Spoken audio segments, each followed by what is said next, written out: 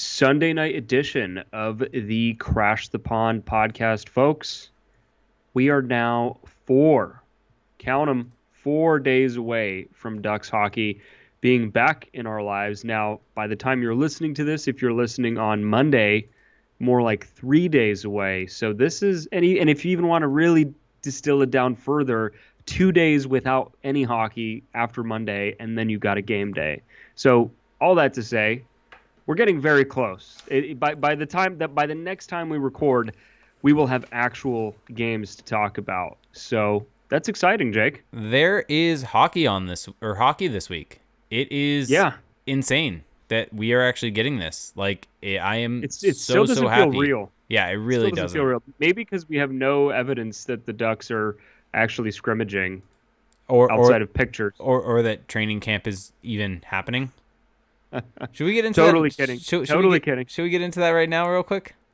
I mean, that seems to be the hill that you want to die on, so why don't you... Just real quick and I feel like I'm voicing a frustration of a lot of people here, that if you go on Twitter, you see that there's a lot of different teams out there that are doing streams on YouTube, streams on Twitch, streams on TV, having them live tweet out the scrimmage. Even if they can't stream it, they're at least live tweeting information from it. And there has been a lack of any of that. And it really almost feels like camp has barely been happening. And I mean, thank you to Eric Stevens for all the work he's doing with getting the information that he's getting while not actually be able to watch practices and pushing out things. But it almost feels like training camp isn't even happening with all of the information that we've gotten. And so just frustrating. We've kind of learned to do this on the fly, I think, right? Doing Twitch streaming, everything like that. And so I can tell you, it's not that hard to do. And it would have been a very good avenue for the Ducks, I think, to look into, to be able to start streaming practice, streaming camp, engaging your fan base in a new way. And that's really kind of all I have to say on it. It's frustrating. I don't want to get into too much, but hit us up if you want to stream. We'll throw it on this channel. Come on, Ducks. Hit us up for it. I'll let you use the Crash the Pond channel. Yeah, if the Ducks want to have some kind of in-game stream to engage fans, we'll happily do it. Although I don't know how much of the fan base is eager to hear about analytics, so we might have to make sure on that. Real quick, this needs to be addressed because there are already people in the Twitch chat mentioning this. Defend the Nest said, "Whoa, Felix coming in or at you from a villain's cave." Science Cat resubscribed, who's our good friend Jess from our beer league team, said, "Is Felix in a fur coat?" Lewis X, I don't know if this is in reference to you, Damian Lee, or is that something else? Damian Lee.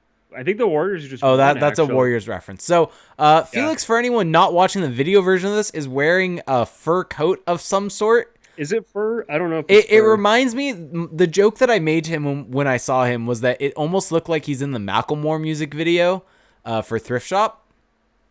And it's possible. Yeah. So it seems like he was going to go pop some tags. So everyone, go check out the video just to see Felix's beautiful fur coat. Thanks. It's actually a gift I got for Christmas from my family. So appreciate all the love.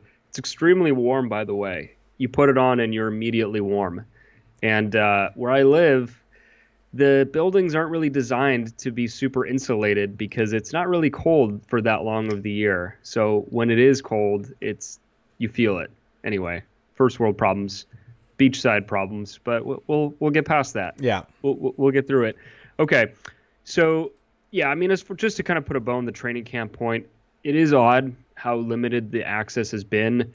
It almost feels as if it's intentional, that it's maybe an internal thing, that they just really want the team to be locked in and dialed in and shut the doors. I don't know. Maybe there's a reason for it, right? I mean, this is a tough year financially for a lot of teams, especially a team like the Ducks that isn't a big market team. So maybe there's just some kind of cost considerations there. Who knows? I don't actually know the reason. Not ruling out that there's just no reason at all. So let's just leave it at that. Trying to present both sides here. Yep. Now let's go over the week's news because even though there aren't any games yet, there's plenty to talk about. So I know that you're chomping at the bit to talk about to put a bow on the World Junior Championship. To close the book on it. It is worth discussing because Trevor Zegras, along with the other Ducks prospects on Team USA, claimed World Junior Gold in a pretty stunning, was it 2-0 win Yes. over Team Canada in the gold medal game, and kind of just shut down Team Canada in that gold medal game, and then also a great semifinal performance for USA as well against Finland. Just a really good tournament, I think, for the Ducks prospects as a whole. But if we're being really honest, a great tournament for Trevor Zegras. Yeah, I mean, Trevor Zegras came out of this with a really big shine on him. I mean, I was listening to a couple different shows today. None of them are Ducks podcast. The Steve Dangle podcast was one of them. Different things like that, and it's not normal, I think, for me as a Ducks fan to hear our prospects be talked about on other teams on shows that aren't cover or aren't Ducks podcasts. And so I think to hear kind of Trevor Zegras in this high category is very impressive and good to see. I mean, you look at Corey Pronman after the tournament put out his like tier of prospects, and I believe that he has essentially Trevor Zegras in the category of a guy that could become an NHL All-Star level of talent. And you see why in this tournament. I mean, Trevor Zegras, he led the tournament, as everyone knows, in scoring. He ended up tying Jordan Schrader for the most World Junior Championship points in the history of, or by a USA player in the history of the tournament, in a single tournament with 27, or sorry, not in the single tournament. That's over the course of all of the games played, with 27 points, with Trevor Zegras doing in significantly less games. And I believe that he was 1 point shy of Doug Waite's record for most points in a single tournament by an American. And so Trevor Zegras had 18 points at the end of the day for the tournament, 7 goals and 11 assists. He picked up an assist in the game against Finland and had a goal and an assist in the game the game against Canada, including, I think the goal that he scored was really indicative of kind of his IQ level, because we've talked a lot about in this tournament the big story, I think, takeaway, if you're looking for improvement in Zegras' game, it's his shot. And it sounds like that's what Bob Murray told him to go and do more. That's what Dallas Eakins wanted to see from him, was that they want to see him go to this tournament and shoot the puck more, show what he had on that side of it as compared to just playmaking.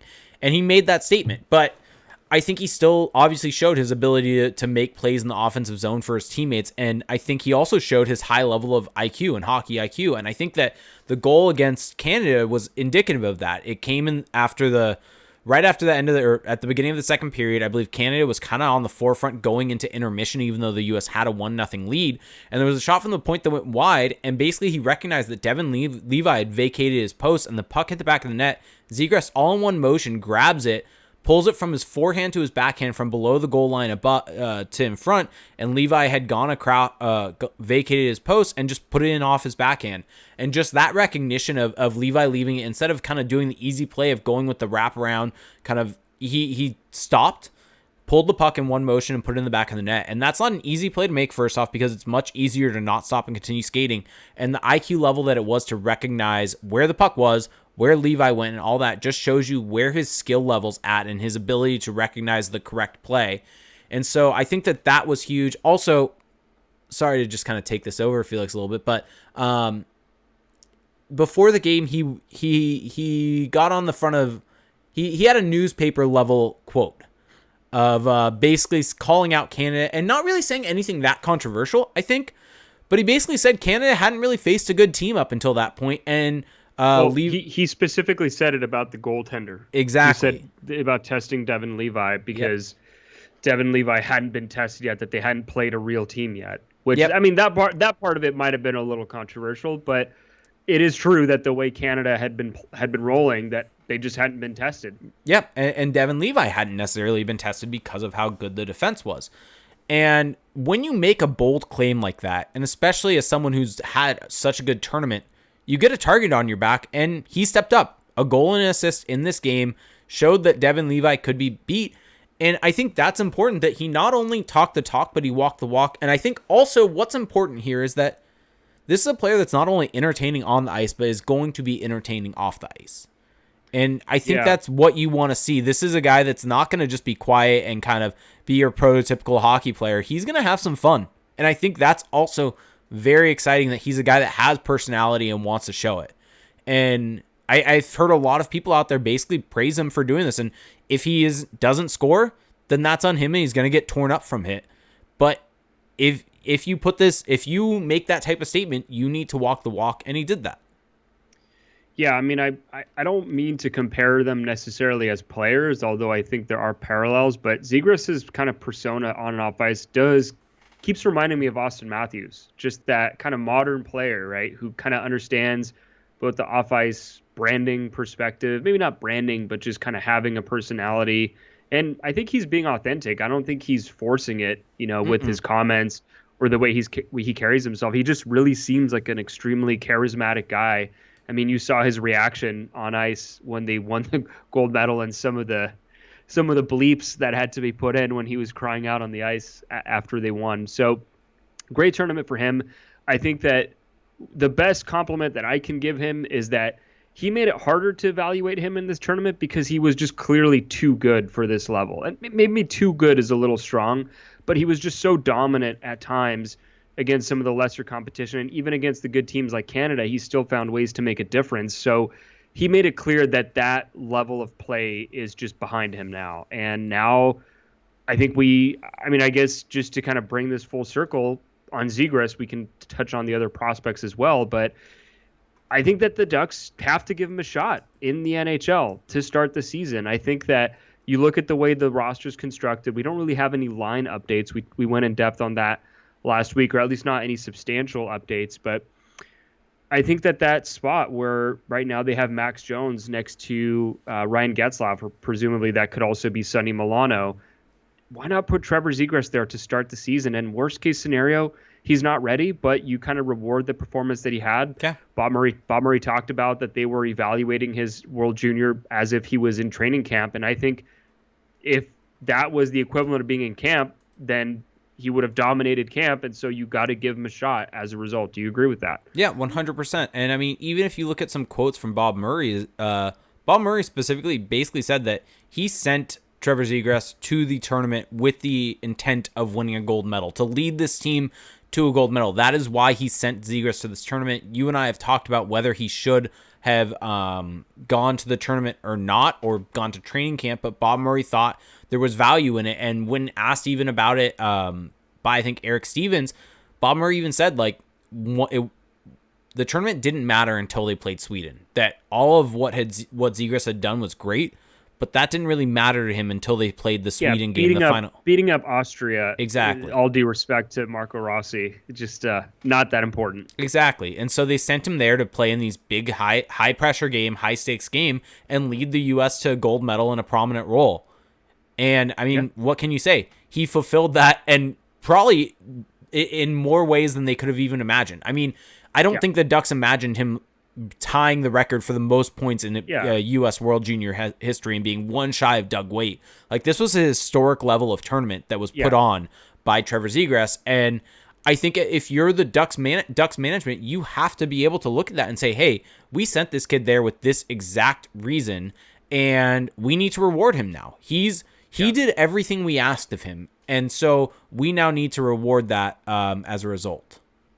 Yeah, and I mean, this is maybe getting a bit too sappy, and he did it the right way. I mean, we kind of talked about his personality, but you could just tell that he was one of the leaders of this team on the ice. And, when they would show shots on the bench and between games, he was one of the leaders of that team, both with his play and his charisma.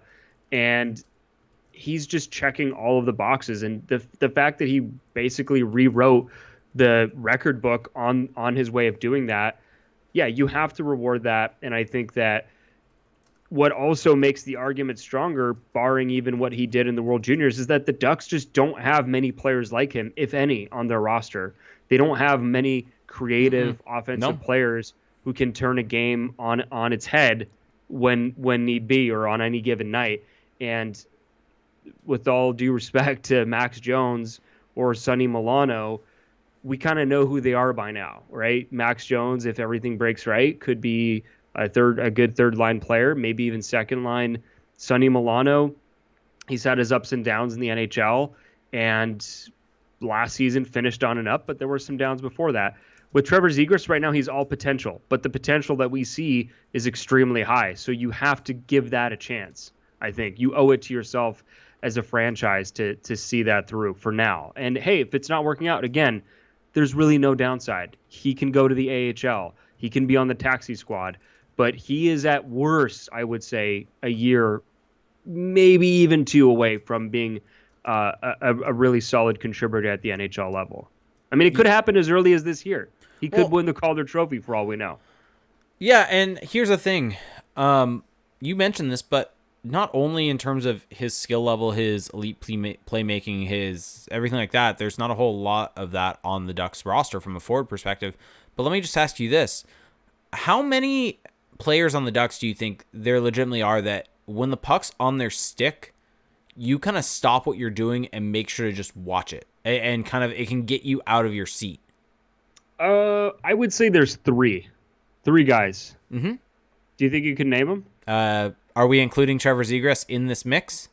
No. So I think there's three guys in the Ducks right now where when they do have the puck, So I watch them intently because they're just fun to watch. Ryan Getzlaf, Yeah, he's one. Rickard Rakell, He's another one. Troy Terry.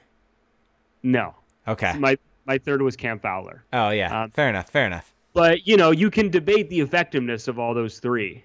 Even though they've had really good seasons in the past, they might not be as effective as they once were. With Trevor Zegras right now, again, he's all potential, so we can kind of just we can project all we want on him, but we don't know for sure. But right now, he is a guy who you just, like you said, you have to watch him play, and he's must-see TV right now. So, and also, I know that Dallas Aikens is big on culture. He's big on leadership. And with Trevor Zegras, how can you watch that World Junior performance and not come away thinking this guy is a leader, that this guy can come into the locker room and give it a little swagger? Because let's be honest, this Ducks team has been a little beaten down the last, let's call it 3 years, really. 2.5, whatever you want to call it. It's been a tough go for this group, and there are some guys coming up, some younger guys who obviously have some confidence, like a Troy Terry, Max Comtois, whoever. But Trevor Zegras is all confidence right now, and I think to get just that kind of energy in the locker room and to get a guy who comes in instantly with belief, that can be infectious on a team as well. So, I mean, there's just no reason for them not to give him a chance. I think that we might be beating a dead horse here, but hey, the Ducks haven't had a whole lot to be excited about in recent years, so why not talk about it as much as we can? Yep, and to wrap a bow on this tournament, I mean, the rest other of the prospects. Other prospects for the U.S. I mean, let's just start. Henry Thrun, I think, had a decent tournament overall. Let's start with the Americans that won gold. Played a decently high role. I mean, for the U.S. team, he was in the top 4. Was getting minutes, especially against Canada. I think he showed that he also still has flaws in his game, but I think he showed that he has the ability to become an NHLer. I think his positioning's really, really good. I think the issue that he has is when the puck's on his stick, make decision making with that. Yeah, that's kind of an issue, isn't it? A little bit, but that's something you can learn to do with that decision making. I think if your positioning's if you position yourself well, if you get yourself into the right spots a lot, with the reps in college, you can learn to be able to make the right play with the puck on your stick. And I think I mean, what I learned from all the U.S. based prospects for the Ducks, so Thrun, Lacombe, and Colangelo, is that they're a couple years away. Yes, from agreed. From being a couple years away, maybe for some. They're, if it's not glaringly obvious in a tournament like this that you have some level of skill, or that you're able to make these reads, then it doesn't mean it's not going to happen, but it just means it's going to take time. Yep. Or maybe it wasn't a good showing for him. Who knows? But I'm not going to lie, I didn't come away being incredibly impressed by any of those three. I mean, Colangelo was kind of in a bit role, as was Lacombe. So was Lacombe. So you can't really take away a whole lot, but with Thrun in particular, we had heard a lot about him going into this tournament, about how he was one of the risers in the Ducks prospect class. And coming away from this, I'm a little less high, but we'll keep tabs on him. You don't want to read too much into the World Junior either. It's one of those things that can definitely lead you astray if you put a ton of weight on it. You want to get into Jamie Drysdale? Yep. So what was your overall thoughts on Jamie Drysdale from this tournament? I came away really impressed with Jamie Drysdale, because the thing that we had heard so much about with Jamie Drysdale, and that was, his calling card going into the draft, the 2020 draft, is that he was this excellent skater who could just, carry the puck up ice and get you out of your seat, but maybe not the most solid in his own zone, maybe not the most complete player. And I actually thought that we saw the reverse of that in this tournament. We didn't really see any high flying rushes. We didn't really see him get a whole lot of touches in the offensive zone, but when he was defending, when he was without the puck, or even kind of making those short breakout plays, he was really solid, just really quietly effective. He was playing next to Bowen Byram, who was really carrying the mail offensively. He was the one that was bringing the puck up ice, but Drysdale thrived in that kind of secondary role, and that's really positive for a player of his ilk, because you already know that he possesses the high-end tools. You already know that he can bring it up ice. So if he has that in his game, and that he can play within a system that, the way that Andre Tourigny was coaching that Team Canada squad, they're basically playing an NHL system. And so the fact that he can already kind of thrive in that, granted in a great ecosystem, it's a good sign. And I think that with Jamie Drysdale, it also maybe kind of reoriented how I view him a little bit as a prospect. Of course, there's still so much runway for him, but maybe he just kind of settles in more as just a really excellent two-way defenseman once he gets the NHL. Who knows? And that's kind of sort of what we heard a little bit, that even though he put up these offensive numbers last year, that they kind of tailed off at a certain point. And actually, even though it wasn't talked about, the strength of his game was actually his ability in his own zone. And it wasn't and his offensive ability wasn't as good as everyone was talking about necessarily, or everyone was hyping it up to be. And it's kind of, that can happen from time to time. People fall in love with a prospect or defenseman because of being able to do things offensively, but that may not be able to translate. And sometimes actually these guys that are considered offensive are better in their own zone than they're ever given credit for. And the reason why is they're never in their own zone. They get the puck out so quick. And I mean, we saw this for the Canadian team. They barely faced any chances because of how good that deep pair of Bowen Byram and Jamie Drysdale was. And so it was really impressive. My question for you on this, before we kind of start moving on and starting to transition this to the Ducks, do you think that he's able to springboard off of this tournament and get some NHL games out of it?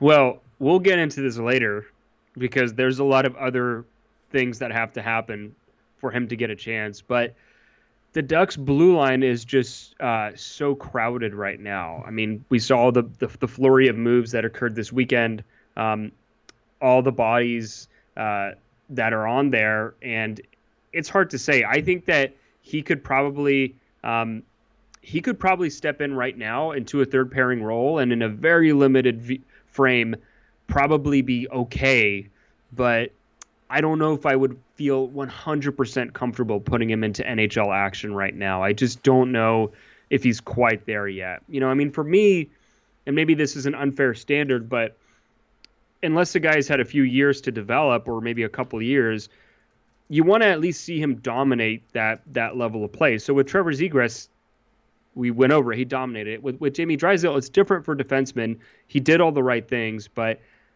I kind of want to see him build into that a little bit more. I wouldn't mind. I mean, I think that it'd be totally reasonable for the Ducks to give him a couple games, but without affecting his contract status. I think that there's nothing wrong with giving him a shot. I mean, in theory, he earned it. If they were evaluating him the same way that they were evaluating Zegras, he was on a really good team, played a key role, played that role well, got to the gold medal game. And yeah, they lost that game, but it was still a competitive game. So I think he earned an opportunity. Whether they give him that or not is another question. Now, what is kind of interesting is that I think, based on what we've seen through different channels, that Zegras and Drysdale are out of quarantine now. They didn't get to have that. They didn't get to have that exemption. Yes. I would imagine that once Jamie Drysdale gets into those scrimmages, he's going to stick out like a sore thumb, because how many other defensemen on this team in this system can skate like he does, have that ability on both ends of the ice to play how he does? I mean, again, I keep saying all due respect today, but all due respect to Cody Curran, Yanni Hakanpää, Jacob Larson, Jamie Drysdale is not cut from the same cloth as those guys. And so I think if you're Dallas Eakins and you're watching Drysdale fly up the ice, you might be tempted to at least give him a look, right? Yeah, I definitely think so. And real quick, kind of what you were mentioning, the Ducks were actually trying to get exemptions, essentially, for both Trevor Zegras and Jamie Drysdale, them along with the Kings, because there was essentially within the NHLPA and NHL agreement, if a guy flies on a commercial airline, they have to quarantine for, I believe it's 8 days, 7 days, something along those lines. But if it's a private plane where they have not had interaction with the public, then it can actually be reduced significantly. And especially the Ducks and Kings were hoping, because they were getting tested all the time for the World Juniors, that they were going to be able to meet an exemption for quarantine within the state of California. What do you mean? Sorry. Oh, sorry. You can finish up. Sorry. So the Ducks and Kings were sent combined and sent a private plane up to Edmonton to put all of their prospects that would be at camp. So for the Ducks, it would be Zegras and Drysdale. For the Kings, it would be Quinton Byfield, Alex Turcotte, Arthur Kaliev, and Tobias Bjornfoot, however you pronounce that. Fly them down and potentially after a 1-day quarantine be able to get them on the ice. So for the Ducks, I believe that would have been Friday is what they were hoping. As it turns out, news started to trickle out, I believe on Thursday, that because of California rules, the essentially the tests that were being administered in Edmonton were not meeting of the criteria for what they wanted. So who knows, it may have been California requires a PCR test. I believe that's actually what it needs, is a PCR test to come in, and they may have been doing an antigen test. And so because of that, they had to quarantine because antigens, I think, have a higher chance of false negatives. And so overall, what are my thoughts on it? Well, personally, I mean, this is completely some people might disagree, but I think if you've been in a bubble and you fly over in a private plane with people that were in the bubble, and I guess the pilots were not in the bubble, but, assuming they're kind of sectioned off in their cockpit with masks, I don't know why you would need this significant quarantine, but hey, that's the way of the world. And also, I mean, in fairness, you can't be careful enough in this environment. That's my view of it. I will say, though, that there are players who I don't know how careful they're being outside of team activities and facilities. And I am a little concerned how that will bubble over. I mean, if you follow the Ducks on social media, or not the Ducks, but Ducks players on social media over the off season, you can probably guess what I'm referring to. But anyway, I mean, you can never be too careful. Yeah, is what I'll say. Honestly, my view of it is the California rules, and people may disagree with this, I think they're there for a reason. They've been put there by health officials, and I think at a certain point we need to trust that. And so if they do have some concern over the test not being accurate enough, and maybe there were some false negatives up in Canada, and maybe these kids have it potentially, I think that's a valid enough reason to have them quarantined just for safety reasons. And so I personally have no issues with forcing them to quarantine a little bit more. It's not going to end. It's not going to be the end of the day. It's not the end of the world. It would have been. It would have been nice to get him on the ice. But if they have to quarantine 7 days or 6 days, however much it ended up being, because I think technically their quarantine's over already, so they may be able to get on the ice tomorrow. So if it would have been 4 or 5 days or whatever it ended up being, the fact that they did that for people's safety, I'm good with it. They'll be fine as kids. They'll be able to jump on the ice and be just fine. So I think that kind of wraps up our segment here on the World Junior, unless you had anything else that you wanted to add. No, I think that will finally, and you're probably really happy about this, put a bow on the 2021 World Junior Championships. Why would I be happy about that? This is the first bit of Ducks prospects, any sort of Ducks hockey adjacent thing that we've had since March. Yeah, why would I be happy that we're not talking about that anymore? You were so happy. You were so joyful talking about the World Juniors these last couple of weeks. Look, I don't know what you're talking about. This feels very accusatory and defamatory, but it's okay. It's okay. I'm used to that from you. That's what I'm here for. That's what I'm here for. Okay. Should we talk about some of our friends right now? Yes. So support for the Crash the Pond podcast is brought to you by Manscaped, who's the best in men's below the waist grooming. Big news. Manscaped just released their new cologne scent to help you feel good and smell good all over and at all times. Who knew smelling this good could feel this good too. Manscaped is trusted by over 2 million men worldwide. Join the movement for all your below-the-waist grooming needs. So, Felix, we were both given this cologne by Manscaped, weren't we? We were. And I got to say, I'm not to toot my own horn, but to also toot my own horn. I would consider myself fairly active, and especially nowadays working from home, sitting at my desk more hours during the day than I'd like to admit. When you're active and then you come back in and have to sit down, you don't want to necessarily be stewing, so to speak. And so having Manscaped provide us with the cologne and with all of the other grooming items that we've been able to try out, it's been really helpful. It's been really nice. And that's just working from home. So you can imagine once the world opens back up again, getting back out there. I mean, this is absolutely something that I would recommend. I mean, smelling good, believe it or not, is actually really important. Yeah, it definitely is. And the thing is, this scent, it's a very good scent. It really smells nice. It's the same scent that's in all of Manscaped formulas. And so the cologne is a perfect complement to the collection if you already have some Manscaped grooming essentials. It's light, approachable, and gentlemanly in all the right ways. Think of it as your wingman for the night to keep you fresh and ready for anything. And it has a little bit of citrus in it. And so it has, and it has the anchoring notes of a vetiver and a woodsy, masculine finish. Sorry to cut you off, but that's what I like about it is that it's not, some colognes are really overpowering. It's just like, oh God, this guy clearly has cologne on and this is just too much. But this is actually just, it's kind of nice. When I put it on, I feel like I'm not just kind of blasting the world with it. So it's got a nice kind of subdued nature to it. Yeah, so the Manscaped cologne is a nice addition to any of the other Manscaped line products, whether that is their Lawnmower 3.0, which we've obviously talked about a bunch on the show, whether that is the Weed Whacker, which is a very nice thing if you need to trim up your nose, you want to be nice and clean for everyone out there. It's a very nice thing. So you can get 20% off, though, and free shipping with the code CTP at manscaped.com. So you can get 20% in free shipping with the code CTP at manscaped.com. That's 20% off. Like I said, you can look good, feel good, smell good with Manscaped. Well, there you have it. So where do we go from here? Do we get into Juicegate?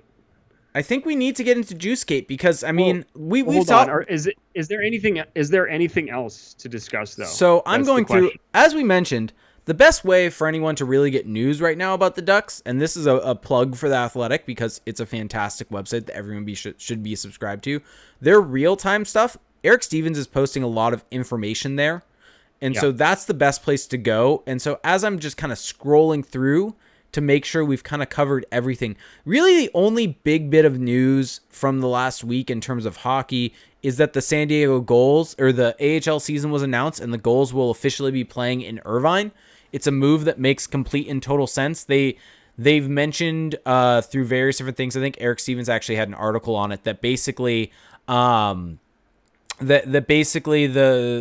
Gulls are going to try to go back to San Diego if it makes sense. If there's only a game or two left in the season when fans are allowed in the building, then they'll probably just finish the season in Irvine. But if they can get a significant amount of games in San Diego with fans there, then they're going to try to do that. But this move makes all the sense. I mean, the Ducks probably didn't want to pay for an empty building and all of the operation staff. This also, from a logistics standpoint, is easier for the Ducks. They now get to have all of their prospects under one roof. And if you logically think about it, the taxi squad is there for you to have additional players available to you, but they can't play in AHL games.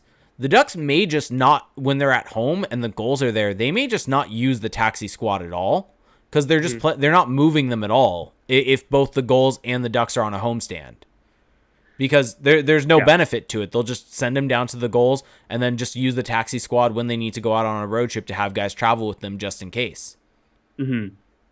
Yeah, no, I mean, it would be great if we could go watch, but doesn't seem to be happening anytime soon. Okay, I have 3 items for you before we get into the big shuffle that occurred this weekend. Are you ready? Yeah. Okay. So 4 days ago, so what would that have been? Thursday, Wednesday? Anyway, the week has been a blur. Ducks re-signed Anthony Stolarz to a 2-year contract extension worth $1.9 million, so $950K a year. But the big takeaway from that is that signing Stolarz gives the Ducks a second goalie that meets that minimum exposure requirement for the expansion draft. Yep. And basically that allows them to protect John Gibson. Yep. So that's important. That's the biggest news. You basically just had to have a goalie signed for next season to be exposed. Can I pick a bone? Is that or bone to pick? Can I pick a bone here? Sure. This is our podcast. We can do whatever we want with it. Can I pick a bone? What does that even mean? Why would saying I have a bone to pick with you be this indication? Now you're making me look up what this saying is about. What bone to pick? I don't know. I have no clue. Go for it. I will chime in with where it came from. So every year, Craig Custance, who's one of the better reporters in the league, who has a great podcast, Full 60, one of his kind of niches in writing, which I love to read. I don't always agree with what it says, but I love to read, is he does polls league-wide from executives, scouts, just anonymous league sources about, and they'll tier players or make predictions. And so every year he does goalie tiers. And this anonymous panel of GMs and coaches rated all 31 starters. And so I don't even know how many tiers, but John Gibson, his average tier rating was 2.03. So out of all this panel, most of them had him in the second tier, which is just mind-boggling. But check out this quote from one of the panelists. Oh, yeah, I read this. Oh. So this is what they said, quote, "I don't see him working at his craft. I don't see parts of his game that have really gotten better," the panelist said. Quote, "There are older guys in the league. Look at Jacob Markstrom. His game has changed quite a bit. Even a guy like Freddie Anderson has made adjustments. I feel like Gibson is collecting his paycheck. Would that be different if they had a better team in front of him? I'm hard on him because I feel like he could be so much more." And then there was a GM that chimed in afterwards that disagreed, which is, finally a kind of sane person showed up to the discussion. And then a goalie coach chimed in and said, "I see his numbers every year and they're unbelievable." Like, I feel like that should be the end of the statement, but let's continue. "But you look at his style from a goalie coach's point of view, he has a touch of old school to him. It's not pretty. There are certain parts of his game I don't trust, but I give him credit. He's a workhorse who can handle the load." So anyway, everyone was pretty glowing on him, but that first statement just threw me for a loop. That's bad. It's bad. Well, because it's just so lazy. It's dumb. It's dumb. I mean, it's complete reverse analysis of where he has his first human season in years, and all of a sudden it's a referendum on his work ethic. It's a referendum on his style, and I just don't buy any of that. Look, GMs, first off, who knows how well they can actually evaluate goalies to begin with? We've seen how they vote on the Vezina, but also it's just completely ridiculous. They don't care how you get it done as long as you get it done. Wins. And so the first year that he hasn't gotten it done, now all of a sudden his process is the issue, and I just don't buy that for a second. Yeah, wins, baby. It's beyond frustrating, and it makes no sense. I mean, how can you look at a guy that he was the best goalie in the league 2 seasons ago, and the best. By the way, I don't want to say that John Gibson was good last year. I don't think he was good. But one bad season should not be a referendum on a goalie that's in his prime, that had 2 of the best seasons in the history of the game, basically, the prior 2 seasons to that. And I went back and I looked, and we've talked about, and we actually had Kat Silverman talk about GSAX and how there are issues with it, no doubt. But you go back and look at his 2 seasons, so what would that have been, 18-19 and 17-18? And they were insane how good he was over the course of those seasons. And even the season prior to that, in 16-17, he was still top 4 in the league. Like, this is a guy that has been continually throughout his career with the Ducks, been one of the absolute best of the best in the entire NHL. And first off, let me just mention this. How in the hell is, no disrespect to Carey Price, but how is Carey Price above him? I mean, besides the fact that Carey Price plays in one of the biggest markets in the NHL and had a good playoff run. Outside of that, how the hell do you have Carey Price above him? It's basically recency bias. That's only thing that you can put behind it. But it's not just Price. I mean, Jacob Markstrom. True. Rated above. Connor Hellebuck. I mean, Connor Hellebuck Yeah. might be the biggest example because he had one outstanding season after being largely disappointing, and all of a sudden he's number 2. Count it, 2 but on this list. I guess my reason for putting Price in there is I guess at least Markstrom had a really good season during the season. With Price's numbers during the season weren't that fantastic, but he had a stellar playoffs. Well, the thing with Price is that he's a veteran, and there's a track record there that a lot of people still hold on to. Now, I think that the recent track record, even if you extend it beyond last year, isn't great. Yeah. But I'm kind of going to defer a bit to the goalie people on this, and everyone that talks about Price says that his numbers with kind of more refined data they look a lot better than the public data. But still, I mean, if we're sitting here evaluating what we have access to, I agree that Price does seem a touch high, and I can guarantee you, agreeing with you here, that his bubble performance it kind of confirmed a lot of people's priors, essentially. Mm-hmm. And that's why now they feel comfortable putting him in there. Now, if John Gibson gets back into the playoffs this year, which one would assume that he has to play well for that to happen, and the Ducks maybe, let's say, win a round, let's get real crazy here, then I think he'll climb back up this list because this is a really fickle list. So, by the way, to finish this off, bone to pick dates back to the 16th century, simply refers to a dog chewing endlessly on and picking clean a large bone. A bone to pick is thus a subject or issue that is expected to require considerable discussion or argument. A similar phrase, bone of contention, meaning an issue over which two people argue, also dates back to the 1500s and refers approximately to two dogs fighting over an especially choice bone. I'm so happy you just did that. That just really made this podcast for me. That's what we're here for. Because I just learned something there. I did not know that, so I'm happy. And speaking of learning things, was there anything else that you wanted to talk about before we get into stuff? Well, the thing I didn't want to talk about, and this will lead into the main topic, I think, is the waiver situation for the Ducks. So Friday, the Ducks waived a bunch of guys, or at least they are sending them down to the taxi squad, AHL, whatever. Stolars, Walensky, Podorowski, DeLeo, Lettieri, Carrick, Agazino, Backus. So out of those guys, none really too surprising. I mean, Backus maybe a little bit, but when you consider his cap hit, they can just get more relief. Although actually, they can't really get that much more relief. They get one after 1.05. It's the same for everybody. 1.025. 0.025. But the name that did stick out on there was Christian Djoos, because Christian Djoos, of course, played really well for the Ducks at the end of last season. And I went back and checked the numbers, and I watched some film, and he was good at the end of last season. Like, there's just no debating that. And of course, couldn't make the lineup in Washington, was back and forth there, but played well. And maybe the Ducks were thinking, hey, we're going to waive him, and we're going to send him down to save on our cap for the next few days, and then on game day we'll bring him back up and get him into the lineup, because I can't imagine that the Ducks sent him down thinking that, with the thought that he was just not good enough or that he just wasn't figuring into their plans. I honestly can't picture that, simply because, look, Jacob Larson, I know that Dallas Eakins likes him, but he's one guy. Yanni Hakanpää is one guy. Cody Curran is another guy. So the whole point here is just that I don't think that move was a hockey move. I don't think that they were sending him down as some kind of referendum on his game. I think that it was designed for, it was designed with the idea that they were going to save some on their cap. And then we got the news that Brendan Gooley was going to be sidelined for up to 6 weeks, sprained knee ligament, which is really rough news for him because this camp was basically a pretty big opportunity for him. And so getting that news, it made a little more sense, right? Because you need another candidate to set down. And then it's just like this rolling timeline, right? And then we get news a day after that the Detroit Red Wings claimed Christian Djoos.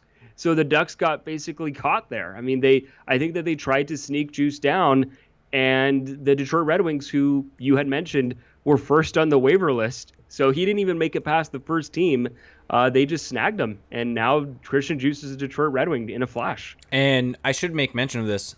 for anyone out there that might think that the Ducks could have a chance of getting him back if the Red Wings put him on waivers, because the Ducks would have first chance to get him back if that, or I guess he would go through the rest of the waivers, and then the Ducks would have a chance to get him back on top of that. Or no, there's something like that where the Ducks can bring him back. Regardless, the Red Wings lineup or defense is so bad that I don't really see any way that they would ever waive him.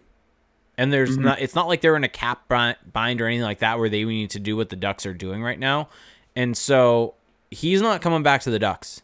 He is a Red Wing and will stay a Red Wing basically. But one thing I want to mention here, and this is kind of where I was getting at with, it's always good to learn things. Learn something new this week, which is how LTIR works in the offseason. I thought it was much simpler very similar to the season. Turns out, by the way, cap friendly, awesome people over there have helped me out a bunch with kind of working through this, making sure I understand it correctly. Really helpful. But basically, the way that the offseason formula works is you need to be tight to the cap hit, basically to what the cap ceiling would be for full LTIR. So the Ducks would need to be at $81.5 million plus Kessler's contract in order to get full relief for his deal. So they would need to be, his deal's like what, 6.875. So they would need to be at, let me just do the quick math. They would need to be at 88.375 projected cap hit at the point in time that they put Kessler on LTIR to get full relief. And that just, with the Ducks lineup with their roster, with a 23-man roster, the Ducks didn't really have the salary to get there, basically. So it didn't make sense for them to do that. So what the Ducks are doing by doing all of these moves is what they're trying to do is, with the Kessler contract on the books, they need to get underneath $81.5 million at the salary cap in order to put Kessler on contract on LTIR, because you have to become cap compliant by the start of the season. And so if Kessler's not on LTIR in training camp, because of the issues that I was saying with them need to have a bunch of salary in order to get full relief, they need to, with Kessler, get underneath 81.5. And they can do that with a 20-man roster and then basically put Kessler on LTIR, then they get the salary cap relief. So if the Ducks were to get down to 81.5 exactly, they could then spend 6.875 over 81.5. If they got down to 81, they could spend 6.875 above 81 million. So the closer you get to that 81.5 gives you more relief above 81.5, basically.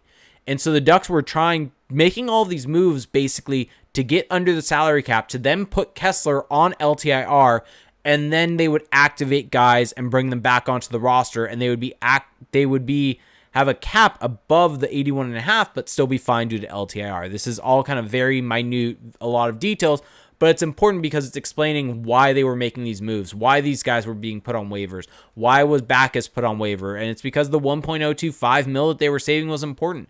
The thing that I'm slightly confused on, and actually up on the screen, and it's been on the screen for a little bit, is I did a little thing with Cap Friendly where they have their armchair GM tool. Worked around with it a little bit. As of right now, what's on your screen is what I can best guess as what the opening day roster, so on Wednesday, will be when the Ducks place Ryan Kessler on LTIR. And this is a mixture of me looking at the roster, me eliminating guys that are waiver exempt, a guy like Koda Karan, for instance, and basically leaving guys that are waiver eligible in here. And so, for instance, Jacob Larson, waiver eligible. This is the weird one to me. Yanni Hakanpää, waiver eligible. And so to me, those guys are there because they haven't been put on waivers yet. And the confusing thing to me, this is the confusing thing overall, is that the Ducks are at 81.2 million. So they have 295 million cap space. If they were to have put Yanni Hakanpää on waivers, and as you can see, I'm pulling Hakanpää out, putting Christian Djoos, who I, in this thing, traded back to the Ducks, putting Christian Djoos back in there, they would have still been cap compliant and been actually tighter to the cap. So I'm not quite sure what the logic here was, unless they thought that maybe Yanni Hakanpää was more likely to get claimed, but that just makes no, like, from a logic perspective, if I were to throw out these three names, which one would you say is most likely to be claimed between Christian Djoos, Jacob Larson, Yanni Hakanpää?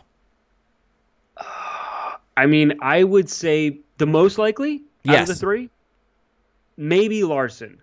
Maybe Larson. You think maybe because of the first rounder shine but it would be either between Larson or Juice. I don't see Hakanpää. I know that right-hand shot defensemen are this kind of rare commodity, but I don't see teams jumping out. Maybe they had some. Okay, maybe like I'm really like we're gonna get into your reaction on this soon, but maybe they had some inside info about a team that really liked Hakanpää, and they didn't on Juice.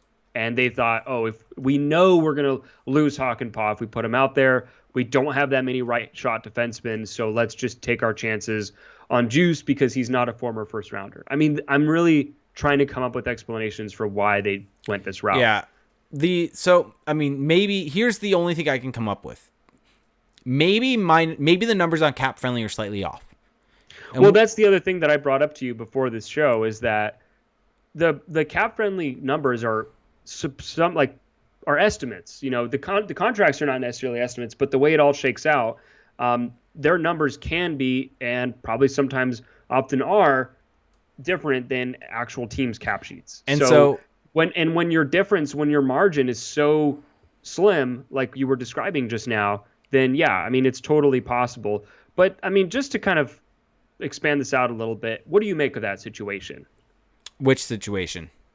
Well, so I know that you said you don't understand why Juice, but what's kind of, I guess, your takeaway from this? So my takeaway is, I mean, overall, if I'm going to logic this out, it makes no sense to me why you'd put Juice on waivers instead of Hakanpää. So I'm going to give them, maybe to my detriment, the benefit of the doubt here and say, if they would have waived Hakanpää, that they may not have been cap compliant for whatever reason. So they had to waive Juice as a result of that.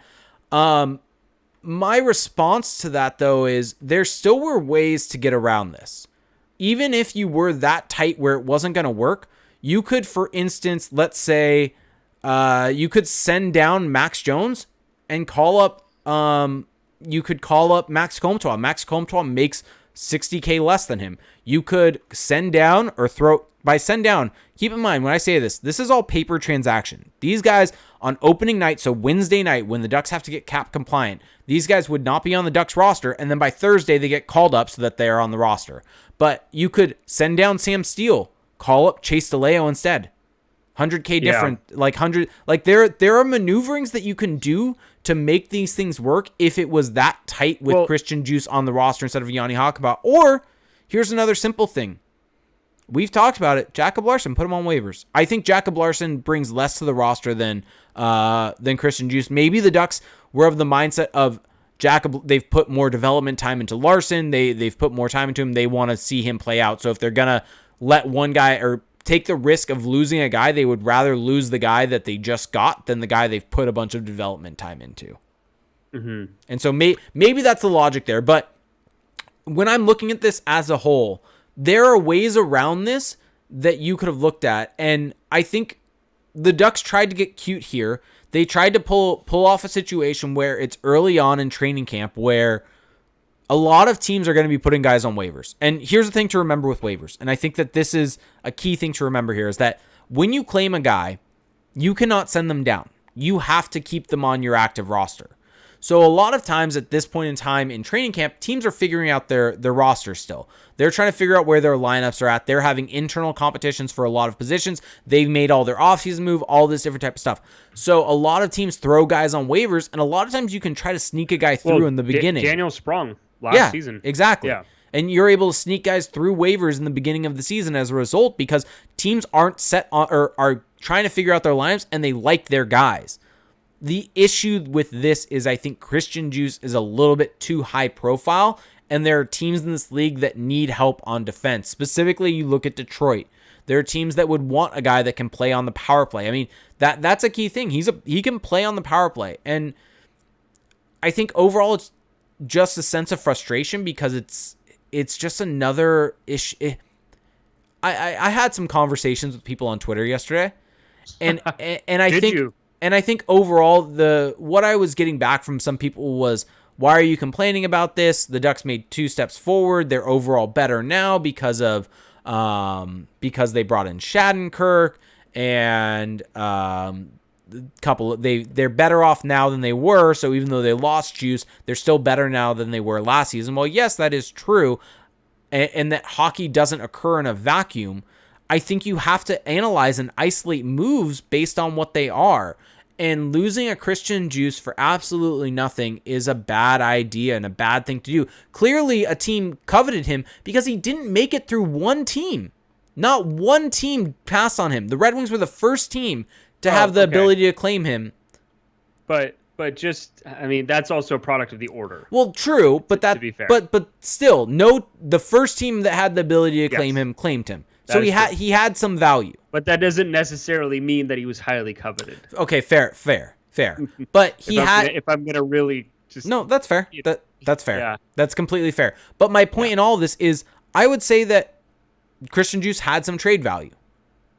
Yeah, I mean, my takeaway from this, because I haven't done as much research on the cap as you have, but my takeaway is that if there's even any shred of evidence that this was avoidable, I think that then you can criticize it, because Christian Djoos, it's not the end of the world to lose Christian Djoos. Christian Djoos is he's not a world beater, but he does something, and I would actually say a couple of things well that very few on the Ducks' third pairing in that third pairing morass do well. He moves the puck well, and some of the tracking data that we have on him isn't that great, but I'm going to go more with the fact that the sample there isn't that high. Watching him play and his on-ice results, they were all fantastic last year. And even production-wise, he put up some points. And they just look at the group that they have on the third pairing. Jacob Larson, Yanni Hakanpää, Cody Curran, and before the injury, Brendan Gooley. You just don't have many guys who can do what he does. And so to kind of risk losing him in that scenario for nothing... Let me ask, when you did have an alternative, that's tough. Now, I'm not going to completely throw the Ducks under the bus for this, because maybe there was a reason for this that we're not aware of, but on the outside looking in, it's not a great look. And if there was at all any hockey consideration in this, such as, well, if we do lose him, we'll be okay, that kind of stings a little bit, because you can't always, and we'll get into this very shortly, but you can't always assume that you can just bring in a replacement. And so just saying we'll be okay because we have other guys, I don't know if that necessarily flies when you look at who those other guys are. Yeah. Let me ask you this, because this is one thing that popped in my head. Do you think the Ducks kind of shotgun this? They shot from the hip on this because, and I bring this up, there seems to be alternatives. Mm-hmm. I think that they kind of had their hands tied a little bit by the Brendan Gooley injury. Yes. Because I think that we can give them that. We can give them that. They had basically, when a guy gets injured, he still has to remain on the roster, and that cap hit has to stay. So even though Brendan Gooley's going to be on IR, his $800K cap hit's still going to be there. They get more cap relief from Djoos than Gooley. So even if Gooley had been available... Gooley and Hakanpää, though.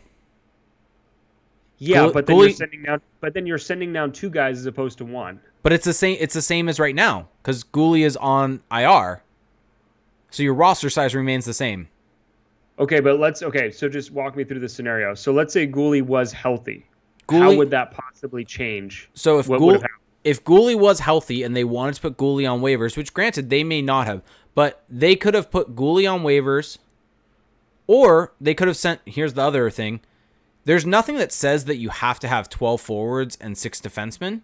You can have 7 defensemen and 13 forwards, or 7 defensemen and 11 forwards, or whatever it is. And the Ducks could have, let me think this through, right now they're there. They could have brought on Brendan Gooley. They could have put Hakanpää on waivers, sent down Max Jones, been at 20-man roster, which is the minimum roster size, and been cap compliant. Mm-hmm. And basically what the issue here is that they have to have a 21-man roster because of Brendan Gooley getting hurt, mm-hmm. and be cap compliant with that. If Brendan Gooley was not hurt, they could have gone down even further with a 20-man roster, done a little bit more finagling with their roster, and kept a guy like a Christian Djoos that has more salary. So my question here, though, is did the Ducks, because of Brendan Gooley, kind of look and find the simplest answer and just do it quick because they had to. And they didn't necessarily evaluate every option possible and saw Christian Djoos as being the quickest one to put on. We don't know the full timeline. No, we don't. Maybe under the deadline, because there's a deadline to submit to waivers, maybe that's when they found out about the Gooley injury, and that's when they had to pull. I mean, it's possible. Anyway, we're probably a little too far into the weeds here. We are, but it's an unfortunate outcome. I'll just kind of wrap it up and just say that it's an unfortunate outcome. There's a possibility that they were forced into this, or maybe not necessarily forced, but kind of put into an unsavory situation, and this is what came of it. And look, maybe they could have snuck them by, but Detroit happened to be that first one, and they wasted no time. So I think it sucks for the Ducks, because Djoos did provide them with an element, but it's hard for me to kind of go all the way in on that point because of the news that we got today. Well, let me just bring this up real quick. And granted, the news from today helps out a little bit, but to me, I think it helps out a lot. It helps out a lot, but I think the issue with this move overall from me is not necessarily, yes, it sucks they lost him. Yes, he was a good player, and they're worse without him, but bringing what we're going to talk about will help negate that negative. But to me, it's always 2 steps forward, 1 step back, or even 1 step forward, 2 steps back with Bob Murray. And it feels like this Christian Djoos move is similar to that with his poor asset management at times, with losing guys for nothing. I mean, now, granted, Stefan Nason wasn't this be-all, end-all player, but at that point, no, but hear me out here. Boy. Hear me out here. Hang this one up with the Walensky-Curran pairing. Hear me out here. Hear me out here. Okay. If you were going to lose him, you still could have traded him for something. Okay. And so I think the issue is asset management and losing guys for nothing. If you were willing to lose a guy and he really didn't have a spot on your roster, which it doesn't seem like this is the case, you should be looking to move him. But it seems like they valued him. And so it's just losing guys for nothing is just something that's happened a bunch for the Ducks. And I think that's my frustration. It's not necessarily that these guys are impactful. They're making a big thing on the Ducks. But, I mean, Fat Geralt in our Twitch chat says, a 7th-round pick is greater than free. Well, also, I mean, like, people are saying, they're kind of writing off Djoos as not that big of a deal, but your third pairing still matters. Like, even though Larson Holzer sunk the Ducks a bit last year. Yeah, exactly. Even though the Ducks got Kevin Shattenkirk, and yeah, that's definitely a big upgrade over what they've had. You still want a good third pairing to spell that top 4 and make sure that you're not over-reliant on them. So you can't just completely say that you don't need to be concerned about who's playing on your third pairing. Those are minutes. I mean, third pairing minutes are an opportunity for your team to take advantage of and try to win those minutes. So let's talk about what happened today, though, because I think much better news. That changes a lot of this, and I'm glad that we're ending on this note, because this is a positive note, I would say. Ben Hutton. So the Ducks offered Ben Hutton. They signed him to a PTO, professional tryout.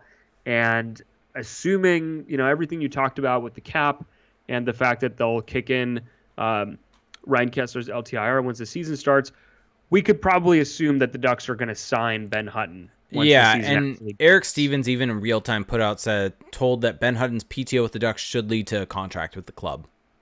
Yeah, but let's talk a little bit about Ben Hutton, because maybe some people aren't as familiar with him. So he played for the Kings last season. Before that was on the Vancouver Canucks. And if you just kind of look at his overall game, he's been a bit up and down in the league. So he was, a couple of years ago or 3 years ago, he was okay on the Canucks, maybe a little below average, and then had a really rough season in 18-19. So he fits right in with the Ducks there for Vancouver. And then last season, he was really good for the LA Kings. And, even though the Kings as a whole had good kind of underlying numbers, he was still able to individually, if you kind of separate that out, he was still good on his own, a really good penalty killer, a guy who can, drive offense a little bit. And one thing that was interesting that was brought up on Twitter to me was his tracking data. So he's really good at denying entries. He's really good at forcing oncoming forwards to dump the puck in as opposed to carrying it with control. And we know that if you're not carrying it as much, you're probably going to generate less chances, which means you're going to generate less goals. Anyway, it's important to force dump-ins, and he does that well. And, talking a little bit, going a little back and forth with Corey Schneider, who does that tracking data, just kind of sums it up pretty well. Just a kind of a good fill-in defenseman, a guy that just kind of does what you want, and he's not gonna sink you completely. Can even play on your second pairing, and so I think that overall, even though Ben Hutton isn't necessarily the sexiest addition by any means, He's a good player. He's a fine player for that third pairing role. I mean, you could even possibly have him on your second pairing. It wouldn't be optimal, but he has played those kind of minutes before. And so all of this to say that there's definitely an argument to be made that Ben Hutton is better than Christian Djoos, and that through all this kind of whirlwind of moves, the Ducks are actually maybe better for it. I would agree with that. I actually and now up on the screen, by the way, is last season. Now, granted, Christian Djoos didn't play that much, but is the RAPM charts for Evolving Hockey for last season. And granted, Ben Hutton was on an LA team that really drove play in a very, very, very positive fashion. You can see that he actually drove shot attempts 4 and expected goals 4 in a very high way for the LA Kings. And if you were going to multi-season, it kind of changes it a little bit. He's not as good defensively per these numbers. But like you said, he does do a good job of defending his own line, and he's good at kind of pushing play towards the other. And he also doesn't take a ton of penalties, which is something that the Ducks blue line has been terrible at. Let me throw this out there, because we talked at the beginning of the show about Jamie Drysdale and whether he has a place on this team. I would feel a lot better if Jamie Drysdale was paired with Ben Hutton than paired with Jacob Larson. And I think that Ben Hutton would actually give him a good person to play with if they are looking to play Jamie Drysdale on this team. Uh-huh. Well, yeah, because Ben Hutton is kind of more of a defensive defenseman, and his defensive results haven't always been great, but when you compare that with a Jamie Drysdale, who we would assume his strength is more carrying the puck, that seems to be a good tandem. But so I don't think that that's the likeliest scenario. No. I put this out there. I think that the likeliest scenario right now is that the third pairing will be Larson and Hutton on opening night. I think Hutton has some experience playing on his off wing, and regardless, that's what Djoos was doing beforehand. And I think that Hutton does come in as a Djoos replacement. Maybe the Ducks had this view of, okay, if we lose Djoos, we know that Hutton is out there, and that maybe there was some kind of previous conversation. I mean, this is giving them a ton of credit. Yeah. But maybe that's what happened. And so Hutton comes in and could be an upgrade. And so now you plug in Hutton into that third pairing, and maybe you have, let's say, Hutton Hakanpää, or at some point, you're going to have to deal with Hutton Larson. All of a sudden, I think that the Ducks blue line is looking pretty solid. I mean, I still don't love having Larson out there. I still don't necessarily love Hakanpää. I know he was okay at the end, but bring in Hutton. You're bringing in an NHL caliber defenseman who doesn't have too many warts in his game, besides the fact that his performances have been a bit up and down the last 3 years. Because as much as we liked what we saw in Djoos last year, it was a really small sample, and he couldn't stay in the lineup in Washington before that. So I think this is a good outcome for the Ducks. I think the Ducks blue line is about as solid as it can get for the time being. Yeah, I agree. I think that this overall makes up for the loss of Djoos. It doesn't excuse it, makes up for it though. It does. And we'll probably, and like I said, he will probably sign his deal either on Wednesday or on Thursday. It's my best guess is probably, I mean, actually, I'm curious where Evolving Wild has him, and I'll go and look that up right now. But I would bet that he is probably going to end up in the $1.5 million range, probably something around there. But I'm curious where Evolving Hockey, because they do contract projections, where they end up having him at, and they have him at, wow, they have him very high. Guess what they have him as predicted term and predicted cap hit? I don't know. This is insane. I'll say cap hit 3.75. 4.2 in term of 5 years. Oh, it was close. Okay. Well, he's 27. Yeah, true. So I mean, this is the time for him to get that contract, but we're not in a normal. No, I know. I was just kind of shocked. So I would expect that contract to come in probably 1 year, 1.5 to 2 mil, something in that range. Yeah, I mean, I don't know. The way that I see it now, just to kind of wrap up this whole conversation, definitely a weird situation, a weird path to getting to this point. But the Ducks come out looking better, and I think that even though I still am not high on their forward group. I still don't think that their forward group is necessarily that threatening. Hey, if Trevor Zegras comes in and is solid, and all of a sudden that blue line looks a lot better, and if John Gibson is anywhere close to what he's been prior to last season, I think the Ducks at least have a fighting chance to get into the playoffs now. I don't think you can write them off from getting into the playoffs. And it's funny how, for all the people that say that the third pairing minutes don't matter, this is why it matters, because when you can layer on these moves on the margins onto the foundation you've established, that makes the foundation matter even more. So now you're taking some of the workload off of John Gibson. You can allow him to be better. You're taking some of the workload off of your top four. So all of a sudden you're allowing them to potentially shine more. And that just creates this ripple effect. And I do think that the Ducks now at least have an argument to be made to get into the playoffs. I still don't think that they're your traditional playoff caliber team. They do have still a lot of weaknesses, but given the kind of lack of strength in their division in the range that they're in, they have a shot now. They have a chance to get in. They've done enough to get themselves in. Now, does that mean that it will happen or that you should bet on it? Maybe, maybe not, but it'll at least be interesting. You can't just write off these games anymore. Yeah, definitely. Are you that high on this team? I think this. I'm not saying I'm high, by the way. I'm just saying. Yeah. I think they can potentially get to the 4th spot in the division. I think the most likely scenario is they end up in the 6th or 5th spot. I think if we're doing a quick little season preview, I think that this team has the ability. They have one of the best goalies in the world, and that's the great equalizer here. And so I think that with that being said, they have the ability to get up into the 4th spot in the division if all things go right. Now, granted, all things have to go right for them to get there. I think most likely not everything goes exactly to plan, and they end up in the 5th or 6th spot as a result. I just want to put something out there before. Are we doing questions next? No, we have. Oh, we actually have a couple more things to do, Felix. We have games to preview. Oh, okay. Well, this wasn't previously discussed, but yeah, let's preview games. I'm pretty sure it was, but we'll just keep moving on. So this week is the start of the season, people. Yeah, a little louder for the people in the back. Exactly. We're an hour 13 in. People may be dozing off. I sometimes will listen to podcasts when I fall asleep. So you have admitted to me that you don't finish podcasts, which I find bizarre. But it's now. I think the bigger issue for me is not having a commute anymore with working from home. Yeah. Well, okay. Let's get into it though. The Ducks season opens at the Vegas Golden Knights on Thursday at 7 p.m. And they also play in Vegas again next Saturday at 7 p.m. And so those are going to be the 2 games that will happen prior to next week's episode. Also, somewhat strange. I didn't really make much of it, to be honest.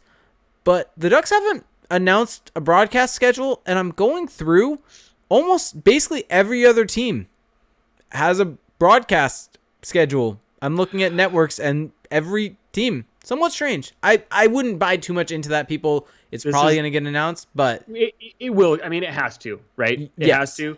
But if you want to hedge your bets a little bit, get NHL TV and a VPN. Yeah, neither the Kings nor the Ducks. Yeah, it must be some kind of regional thing. It must be a Fox Sports thing with them figuring out with the Clippers. And, I mean, you also have to factor in that the Angels season will be starting during the season, so... I am 100% sure that they will get it done.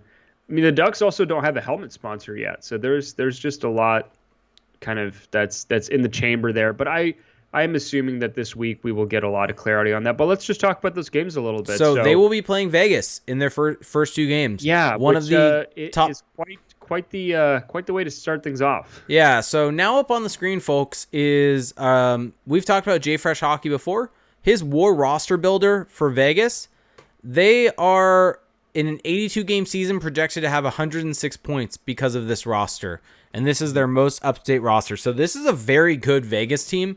It's a stacked team at forwards. They may not have the sexiest names, but they are very, very good with their top 2 lines, although they did lose Paul Stastny. Chandler Stevenson is now stepping into that role. Cody Glass is going to be relied upon a bit more, so maybe with their bottom two lines, you can maybe find something. But their center depth is not the most threatening, but yes, they're probably a bit underrated. Yes, but the biggest thing for the defense now for them is they now have Alex Pietrangelo and Shea Theodore as their two right-hand shot defensemen. And so they're going to roll those two guys out there for a lot of the game. The Ducks are really going to have to get advantageous when that third pairing of Nicholas Hague and Zach Whitecloud are on the ice. And yeah, but the thing is, Hague and Whitecloud are no slouches either. They aren't. So, they're solid. Yeah, and yeah, I mean, I like Hague. I mean, he's a good prospect, and you would imagine he'll be better this year. I mean, just as a big picture thing, I'm not that high on the Golden Knights as cup favorites. I know a lot of people are talking about them that way just because they did have to lose Nate Schmidt in all of this to get Alex Pietrangelo, and so that doesn't make him as much of an upgrade as maybe he would have been had they just been stacking him onto what they already had. But this is still a very good team, and this is going to be a really tough test for the Ducks to start the season. And so it's kind of rough. I think if you're the Ducks just organization, you would probably prefer to kind of work your way in, build some confidence. But by the same token, this is an opportunity. This is an opportunity for them to show that the work they've been putting in during camp and in the off season has led them to being a team that can compete right away. Because let's face it, there isn't really going to be much of a feeling out period this season. This is a sprint. There's no time for that. This is Pete DeBoer's first season at the first start of a season with the Vegas Golden Knights. And Pete DeBoer seasons can be hit or miss. Most of the time, the first couple seasons are really good, so they probably are still going to be good, but he tends to wear out his welcome after a certain point in time. So maybe that comes into play, maybe that comes into effect, and if the Ducks can kind of catch them by surprise, maybe get a couple goals early in the first game, then maybe they can walk away with a split here. Yeah, I mean, I can't really speculate on how games will go yet because we haven't seen anyone play. No, agreed. But yeah, I think that, if you look at the last couple of years, the Ducks really struggle against Vegas, especially when they play in Vegas. Now, maybe the Vegas flu will be less in effect this year, although when you see the clips coming out of casinos in Vegas, it's hard to say. I think they can win one of these two games. I would kind of expect that there's probably going to be a game or a period or two periods where the Golden Knights are probably going to look a lot better than the Ducks, but I think the Ducks have the ability to at least scrap out a tough win. I think that if they come out of this with a split in the first week, they will probably take it, even though publicly they probably won't say, hey, we're shooting for the split here. Yeah, and I think a split on the road would be good. So, and I mean, that guy Bobsky brings up a good point on our Twitch chat that a big thing that's pushed Vegas is their crowd, and there's going to be no fans in the building for them. So maybe that plays a part a little bit. I mean, what pushes them is that they're really good. That's true. Yeah. Yes. They have really good players. Yeah. To everyone in the Twitch chat, we'll get to your questions in a quick second, but let's get to these emails that we've got also. So we've mentioned this a little bit, but if you have thoughts, more in-depth things you want to send to us, if we have time, and this one's going to be a little bit of a long episode, but season preview type episode. So let's get to this email from Ken Knight. He basically wants us to break down his top power play unit because of, as he mentioned, Ducks power play really has struggled of late. So his ideal power play would be Kevin Shattenkirk as the quarterback, Troy Terry for zone entries and playmaking, Trevor Zegras for zone entries, playmaking, and shooter, Rickard Rakell as the shooter, and Adam Henrique as the net front presence. Present. Huh. Not presence. Huh. Interesting. What's your thought on that? Okay, let me just go over that again. So Shattenkirk, Terry, Zegras, and Henrique, and there's a fifth and that Rakell. I'm missing. Rakell. Yeah, I don't hate that at all. I mean, you have a lot of playmaking on the wings there with Zegras and Terry. I think that Henrique does have a nice finishing touch around the net, and Rickard Rakell is a little bit of both. I think that he's kind of, I don't want to say proven in the last couple of years that he's not really the kind of one-timer type that we thought he was, but he does have that skill to at least keep the puck moving and keep the possession going. So. Yeah, I think that would be an interesting unit. I don't think that they're going to use that because they don't even have Terry on any unit right now. But I guess my only quibble with that unit is that maybe there's not enough shooting threat. It's a lot of guys who love to dish it. And We don't know what kind of shooter Zegras will be in the NHL, and although I do like Terry's shot, I don't necessarily know if he's a guy that penalty kills are going to be keying in on quite yet, or really fearing. But it's still a unit that I would be curious to see for sure. Yep. Agreed with that. I think it's interesting. I think it provides a different look than we've seen. I think that's what I like it's about a lot it. of skill. Yes. It's a lot of skill out there, which I'm always a fan of. Yes. And then we got this one from Roy Cervantes. He basically is asking about the Ducks broadcast as a whole. And if we kind of think that because this season he's a little bit fed up with different things from it, but do you think we could see a step up from the broadcast for this upcoming season? Have the broadcaster step up? Because, I mean, there's no fans in the building.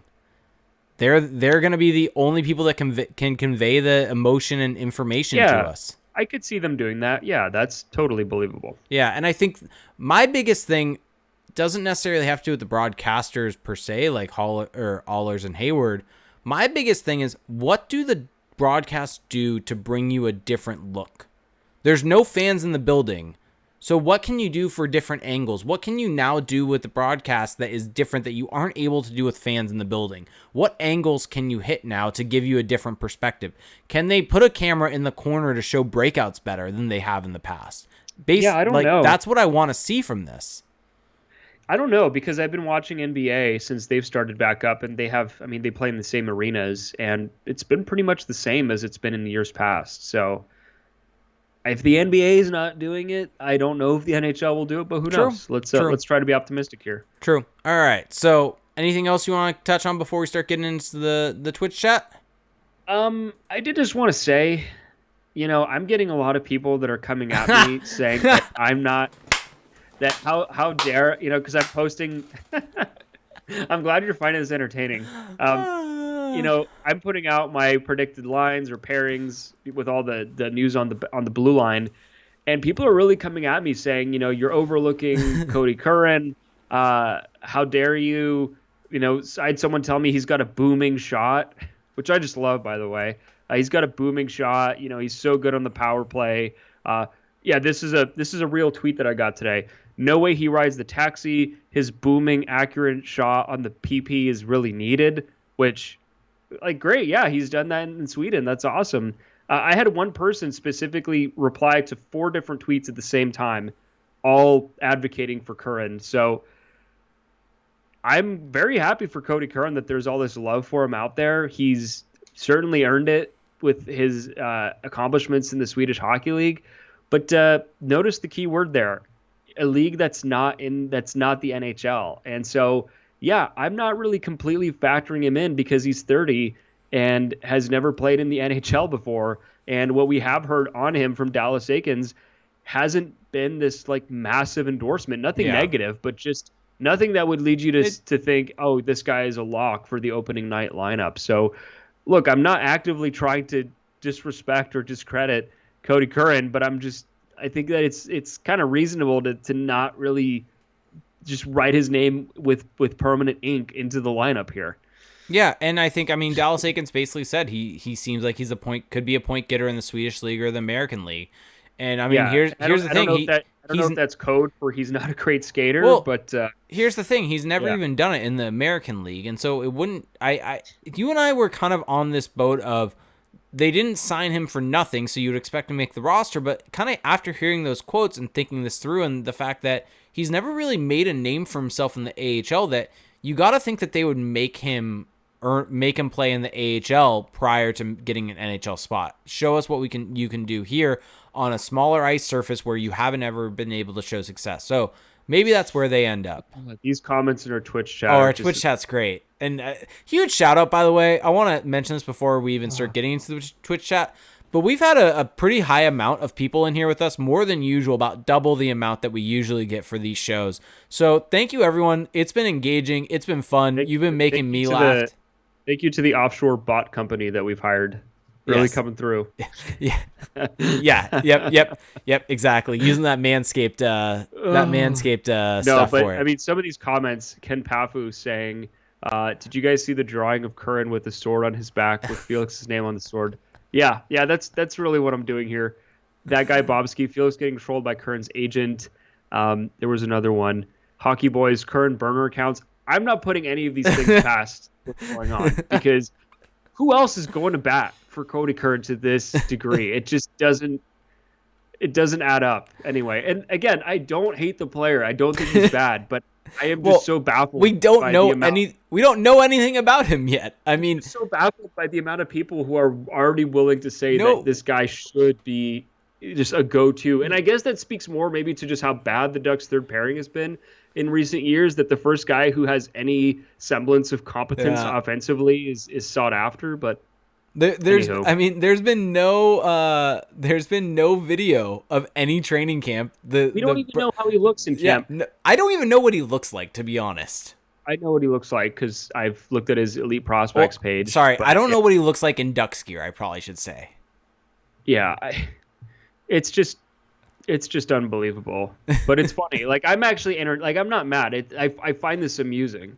It's just like I don't even respond to it. I'm just like, well, hope it works out for him. I mean, that's the difference between us. I would be replying.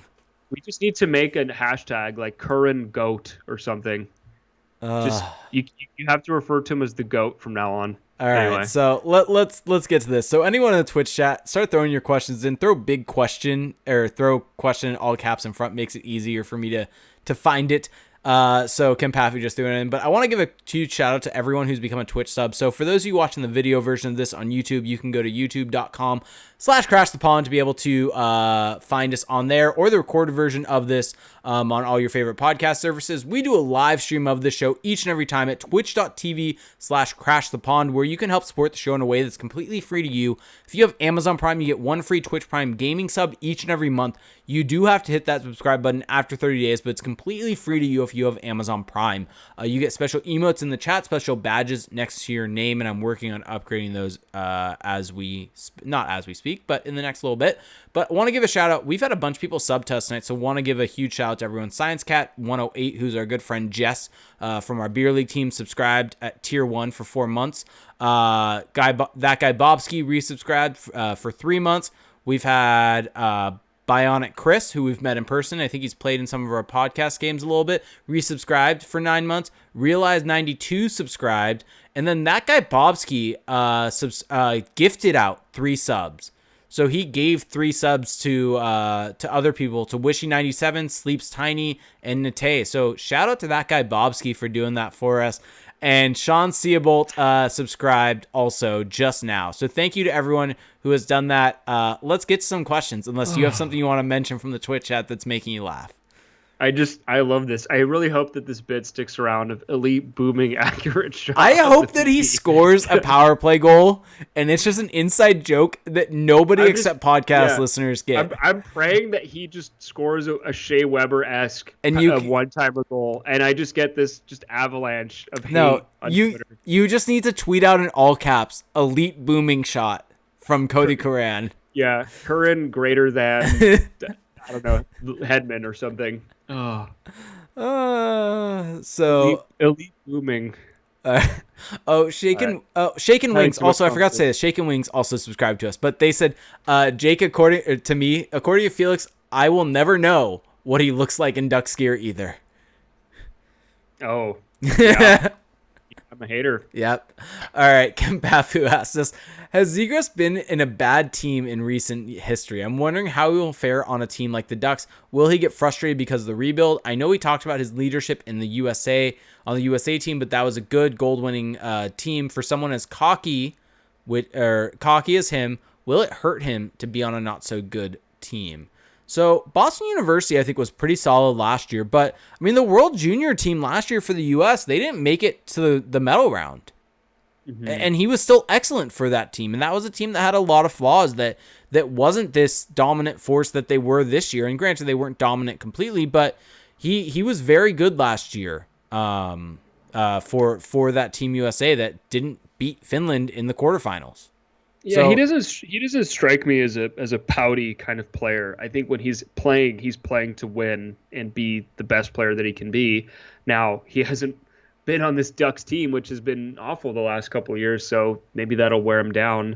But no, I don't I don't really have a way of knowing, but just from what I can gather, it doesn't seem to be him. Yep. So M Young, who's brand new to Twitch chat, they mentioned this. They just found our channel and happy that they found it. They wish they would have earlier. So shout out to you. Said, what's your guys' opinion on Steele for this upcoming season? Do you think we'll see what we were all expecting to see from him? You want to take the floor on this one? Oh boy. You want me to start it? You're just putting me into the crosshairs. I am 100%. I will say this. Sam Steele is going to be 23 in less than a month, which even though some people might think that still puts him as a young player. I mean, he's still young. Don't get me wrong, but that's when you're entering your prime as an NHL player. Is those kind of early to mid 20s, 23 to 25 is when you're really kind of coming into your own. And last season, Sam Steele wasn't good. I'm just going to let's just put that one to rest. He wasn't good. There were some flashes here and there on the power play specifically, as an example. Good playmaking there. I think he showed some decent passing chops, but he wasn't good overall. And the Ducks really carefully managed his minutes. They gave him good line mates.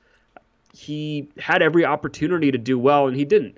So we can chalk that up to, well, he was 21, 22, and at that point, you're maybe still a little bit more on the development side of the curve. But this season, I don't think you can say that anymore. He's squarely entering his prime. He has a year of NHL experience under his belt. It's put up or shut up time. And based on what we saw last season, I don't have this huge belief that he's going to make this big jump. But if he is going to do it, it's probably going to be in this season. And I think that he did show enough skill, enough vision on the ice to where he could at least find a niche as a power play producer or as a guy who puts up some assists. So I'm not ruling it out, but I don't have this high degree of confidence in him going into this season. Let's just put it that way. Yeah, I don't think he's ever going to become this great player for the Ducks. I think that he's never going to be what we all thought he could potentially be after his high point season that he put up in the WHL. I think that may have been a point of circumstance, a lot of different various things coming into play, maybe him dominating at that level, but that skill set didn't necessarily translate. Maybe we could be wrong, or maybe he has a breakout season. But I think that we'll see him settle in a little bit more this season, maybe generate some more points.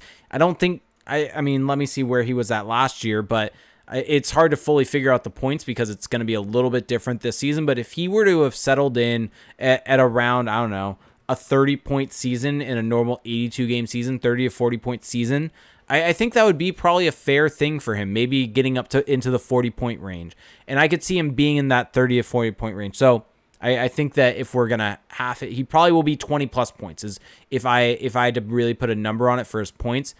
So I think that he'll be solid, though. I think that's what you should be looking for. I could see it happen. I'm not. Well, I'm and not I think as a Ducks fan, you shouldn't be expecting him to necessarily become this elite playmaker for the Ducks. It doesn't seem like that's in his game. I think what you want to see is a guy that has decent transition offense, can play in his own zone and be reliable for them, potentially be a guy that can be useful on the penalty kill and maybe power play. You know who that sounds like? Adam Henrique? That sounds like Troy Terry. I mean, that is Troy Terry. That's what I'm saying. Yeah. Troy Terry's very good. Throwing that in there. Ginger Wolf said, do we expect a return to form from Raquel in this shortened season? Are we going to disagree on this? I mean, I think that by sheer volume, Rickard Raquel is going to be a first liner this year. I mean, he has been in years past, but I think that the first line is arguably going to be better this year because even though being taken off of Getzlaf's wing might seem like a bad thing, Ryan Getzlaf hasn't necessarily been awesome the last couple of years, while Adam Henrique has been good. So playing with Henrique and Silverberg, I think that Raquel could actually see an uptick in his 5-on-5 production. And if the Ducks power play is any better, which I think if you get Kevin Shattenkirk on there and an elite first-line center and Derek Grant in front of the net, then yeah, you're probably going to see a bit of an improvement on the power play. So I think, yeah, you could. I think people will probably come away from the season saying that, oh, Rickard Raquel is back. He may have never left, but I think his production will kind of get back a bit more to normal this season. Can I point everyone to the article? I think it was the first article I wrote for CrashThePond.com. where I talked about Rickard Rakell seasons, and actually, if you look at the last couple of them, he actually put up better individual expected goals for numbers or individual expected goals totals than he did when he was paired with Ryan Getzlaf, and so he actually has been playing better now than he did then. He just hasn't had an elite talent feeding him the puck, basically, and as a result of that, his shooting percentage has dove. And when he had his greatest goal scoring season, when he put up 33 goals, he shot 18%. So we knew that probably wasn't going to remain. And same thing with his 34 goal season. He shot 14.8%. But, I mean, it dove down to 8%. He probably is more so in between. He's probably not an 8% shooter. He's probably closer to 12. I think we'll see a return to form, but that return to form is going to be closer in the 20 to 25 goal over the course of an 82 game season rather than a 30 to 35 point or 30 to 35 goal season. I think that's the thing for Ducks fans to understand, that those 30 plus goal seasons were more so a result of playing with Getzlaf than and a high shooting percentage than it was necessarily Rickard Rakell. Yeah, I think that's fair. And so we got a bunch of questions. So let's just keep going. Let's see. Scientific Lance asks, what do you look forward to the most on game day? On game day? Just in general? Yeah. On game days, okay, this is going to sound kind of nerdy, but I just look forward to seeing the line rushes, seeing if there's been any changes, seeing what kind of tactics that the team is trying to use. And then once the game starts, I mean, once that puck drops, I just eat it all up. I mean, that's kind of what we do this all for, because we love watching the game. So everything that comes with it, I'm a big fan of. Yep, I completely agree. I think that line rushes are something that I really miss, just the minutia of waiting for that line rush to figure out what the lineup's going to be. Who's in. Seeing Derek Grant as the first line center. Thanks. Things like that. Things of that nature. Ugh. Let's see. The next question that we got from Arm McKay said, will the taxi squad hurt any young Ducks developments in any ways? I don't think so. I mean, it's basically adding maybe a couple guys to the roster than there were previously, depending on how they use the taxi squad. But I think it's going to be more beneficial than negative, because guys are going to be able to practice with the NHL team, stay with the NHL team without having to travel back and forth from the AHL. It's basically allowing paper transactions to happen no matter what. And I think that that's overall beneficial for some of these guys that are kind of tweeners. They're a bit too good at this point for the AHL, but not good enough for the NHL and need to get more experience. Yeah, no, I agree with that. Bionic Chris asks us, do you see the Ducks re-signing Getzlaf for 1 year at a time, or will they just let him go? I think they re-sign him. I think they give him multiple years, to be honest. Agreed. Yeah, I don't think they're going to go year by year with him, and I don't think he's leaving. Lewis X209, early Cup final prediction. Ooh, okay. Well, off the top of my head, I'm going to give you a boring pick. Really boring. You ready for it? Sure. Colorado, Tampa. I'll do Colorado, Toronto. Ooh, I mean, I could see where you're coming from there because of the divisional alignment. Yep. But I just think once Nikita Kucherov conveniently comes back for the playoffs, it's going to be game over for everybody else in the East. Yep. Actually, you know what? Let me amend that. Colorado, Montreal for the Cup final. Wow, homer. Sean Siebel asks, who would you claim off waivers? And on that same boat, M. Young asks, there were a lot of players on waivers today. Two interesting names were Noah Juleson and Josh Hosang. Do you guys think either of them would be a beneficial pickup? So I know Noah Juleson is a Montreal product, so you will know a little bit more about him. But my quick answer is it would be beneficial, but the Ducks can't. They just can't because the cap situation. The Ducks are no longer in acquisition mode. They are having to jump through insane hoops just to do anything these days. Yeah. So as a result of kind of what we just talked about with the cap situation and losing juice, they cannot afford to add another player to stay under the cap. So the Ducks will not be claiming, at least in my opinion, unless they make some alternative moves afterwards, they will not be acquiring anyone through waivers. And so I think that even if I would have wanted them to, I don't think they're going to. No. So let's see. Let's get to some more of these, but we'll probably have to cut off some that are coming in right now. Sorry, folks. We have a lot of questions coming in, trying to get to as many as we can before we sign off, but we're getting at the hour 40 mark right now. Shake and Wing says, who do you think will get traded this year? Ooh. Well, see, a lot of this depends on how the team will do. Because if the Ducks do well, I don't really see anyone getting traded, right? Because if things are going well, that's because the moves you've made to that point are probably working out. So, and then there's some guys that you just don't want to move from because you kind of need them for, expansion draft purposes. So I don't really see any big trades or noteworthy trades in the pipeline here. What do you think? I mean, Sonny Milano is weirdly a trade candidate. Sonny Milano or Danton Heinen. Yeah, I think they're or probably David on there. Backes, if you want to throw him in there. No. I don't think they trade David Backes. I think they want David Backes, weirdly enough. That's been your hill to die on. Well, no, that's actually CJ's hill to die on.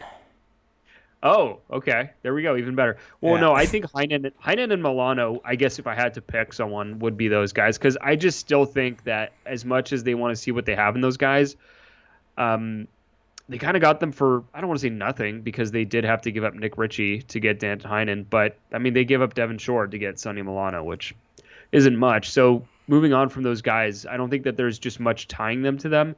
Whereas the Ducks really want to see, I think, what they can get out of Max Jones and Max Comtois. And although Heinen is right now on the right side, they're still wingers that are kind of all trying to fight for the same spot. So Dallas Eakins made this puzzling comment earlier about how Max Comtois and, when he was comparing, talking about why Sonny Milano wasn't on that line, that third line or second line. And then he talked about, it's just different looks. And, Milano, you might get more speed or you might get more skill. But with Jones and Comtois, you get some more structure. And I was just very confused at that statement because Max Comtois was awful defensively last year. I mean, just terrible. And Max Jones, I guess he's okay defensively. But specifically with Comtois, I don't really see much of a structure upgrade there at all. If anything, he's a downgrade. So if he's already not that high on Sonny Milano and there's already these other bodies that he's trying to get in there that he's higher on, I think we may see a situation like a Daniel Sprung scenario where he just can't get into the lineup and they end up trading him for like a Christian Djoos type, just another guy who kind of fits that same mold, who can't get into the lineup. Yeah, so let's get to two more questions, then we'll sign off for the night. So SC Esper, who I know is a great patron of ours, says, what changes, if any, do you want to see the Ducks see to the Ducks system, i.e. strategy on the power play, even strength breakouts, etc.? Power play, just more cross-ice passing, more ways to get the puck through the slot, through that Royal Road area. Just more pinging around the zone, right? Instead of just working it around the horn, making sure you're not losing it. Actually get that penalty kill unit moving and create some 3-on-2s, create some advantageous situations. So to me, it's all about the power play right now, if I'm going to distill it to one thing. Yeah, I think that's probably fair. I think getting more chances on the rush is something I would like to see a little bit more. I think the offense can be a little bit stagnant and rely on kind of the cycling game at times. And so I'd like to see, especially with the influx of talent that they have, to be a little bit more on the transition side of it. Mm-hmm. Yeah. And that guy Bobski said, you mentioned broadcast changes. What former Ducks players would you want to bring into the Ducks live crew that could bring a Bieksa-like character to the show? Okay, so I was going to say he nailed it. It's Kevin Bieksa. Okay, so if you couldn't pick Kevin Bieksa. If you couldn't pick Kevin Bieksa, now I'm really kind of racking my brain for. It'd have to be someone that's retired. It definitely would have to be someone that would be retired. I mean, there's not really anyone that necessarily. Brad May would be good. Okay. Brad May, granted. You would know this better than I would. Brad May, I think, would be a good guy. I mean, you've heard he's a broadcaster now, and I think he's fun for that type of element and brings that kind of entertaining element to a broadcast. So I'd say let's just go with Mayday. That's one that came to mind. Okay, fair enough. Yeah. All right. So I think that's probably going to do it. I saw your question. I mentioned it, M. Young, about Pierre-Luc Dubois. We didn't even talk about that. No, we talked about it more. We talked about it last episode. I mean, last week. Just very, very brief. The Ducks should do it. The Ducks are mentioned as being in on that, being in on Dubois. They should do it. They should do whatever it takes to get him. Well, that's the thing. I mean, to kind of touch on that a little bit because it is noteworthy. I mean, Pierre LeBrun, in a very classic wishy-washy insider way, said that the Ducks are making sure to monitor the situation, something to that effect. And then the fourth period came out and mentioned that as well. So the Ducks are at least keeping tabs on Pierre-Luc Dubois, and he's 22. He's already shown that he has really good potential to be a first-line center. He's already been that. And if you're the Ducks, I just don't know what you're waiting for to get it done. I mean, there's been talk that Dubois, even if it doesn't happen now, it could happen later on. So maybe the Ducks are going to give their situation a shot with their current group. And if things go south, or maybe they're just looking to upgrade, then you bring in Dubois later in the season. But this is definitely something to monitor because this could really change the current trajectory of the Ducks franchise. Now, the question is, of course, what will the cost be? And that's something that we just haven't heard anything about because if they ask for Trevor Zegras, I mean, is that just a flat no for you? I think that has to be a flat no for you. Let's say that then Columbus includes a pick, for example, a first round pick. I don't think you move Zegras really? at this point. So you're that high on Zegras? I don't. I think you got to see what you have in Zegras first. I think. Okay. I think just looking at it briefly from a Columbus perspective, they're a team that wants to be good now, and losing Dubois hurts that. So they're going to want players that will help them now. So I think that you could potentially do this without hurting your future. It could maybe hurt the now. If you're acquiring Pierre-Luc Dubois, maybe you have to get rid of a Rickard Rakell, maybe a Jakob Silfverberg, maybe a Hampus Lindholm, maybe someone of those calibers in order to get Pierre-Luc Dubois. So you're hurting your team now, but it's going to help the team in the future because don't forget, this is something I had forgotten, but Pierre-Luc Dubois is 22. He was the Austin Matthews draft. This is not a guy that's that old. This is people may think it's crazy to train Hampus Lindholm, but Hampus Lindholm is 4 or 5 years older than Pierre-Luc Dubois. And Hampus Lindholm's game has taken a bit of a downtick the last couple of years. So. Yeah, so I think if you can maybe get away with giving them a prime age talent and not losing really a younger player, that may be beneficial for him. Yeah, Fat Geralt brings up Sam Steele is older than Pierre-Luc Dubois. Yeah, and look what Dubois has already done in his career, in his NHL career. So, yeah. Kind of says it all, doesn't it? By the way, Halo's Ducks brings up the best person to be included in Ducks Live. Something we didn't talk about. Ilya Bryzgalov. I don't know. I don't know if I want that every game. Okay, every special guest. Once a week guest. Yeah, once a week. I don't know if I want that every game. Not gonna lie. Actually, you know who I think would be good, and I think actually is a good broadcaster, is Brian Burke. Yeah. I think Brian Burke ties the organization, and I think it would be entertaining because I don't think he would have any issues calling out Bob Murray. Well, yeah, that's the thing. If there's anyone who has the clout to not have to worry about that, it's Brian Burke, or who might just not give a shit either way. Yeah, exactly. He's going to call out Bob Murray, and Bob Murray's going to come to him. He's like, I gave you this job.